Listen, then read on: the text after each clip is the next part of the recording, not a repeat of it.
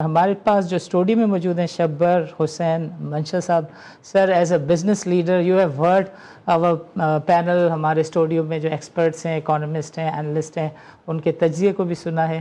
As a business leader how do you look at the situation? یقیناً جو باتیں ہمارے کولیگز نے کی ہیں ان میں بہت ساری چیز بڑی اہمیت کی حامل ہے، کیونکہ جس طرح سے ہم دیکھتے ہیں کہ اسٹرکچرل ریفارمز کے اندر ایشو یہ ہے کہ اسٹرکچرل ریفارمز ہمیں نہیں نظر آ رہی کہ وہ کس طرح سے گراؤنڈ پہ امپلیمنٹ ہوئیں گی.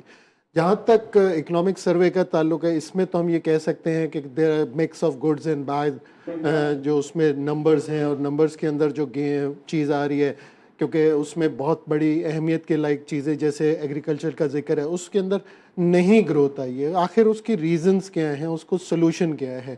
اس کے ساتھ ساتھ اگر ہم دیکھتے ہیں سروس سیکٹر کے اندر اس قسم کی چیزیں ہیں جس کے اندر ہم دیکھ رہے ہیں کہ کوئی اس میں خاطر خواہ اس میں امپروومنٹ نہیں نظر آتی. پھر اس کے ساتھ ہم چیزیں دیکھتے ہیں جو اسٹرکچرل ریفارم سے تعلق رکھتی ہیں.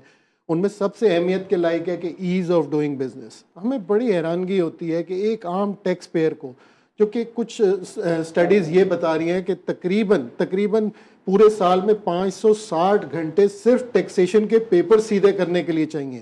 560 گھنٹے کا مطلب تقریباً 70 دن اس کو صرف یہ کام کرنا ہے کہ ٹیکسیشن کے پیپرز ہیں، اور اس کے بعد بھی وہ ود ہولڈنگ ایجنٹ بنتے ہیں، اور ود ہولڈنگ ایجنٹ بننے کے بعد پھر بھی اس ڈسکریشنری پاورز کو اس کو فیس کرنا پڑتا ہے. ان ڈسکریشنری پاورز کو جو کہ ان لوگوں نے لگائی ہیں جن کو اندازہ نہیں ہے کہ گراؤنڈ ریئلٹی پہ کیا ہو رہا ہے.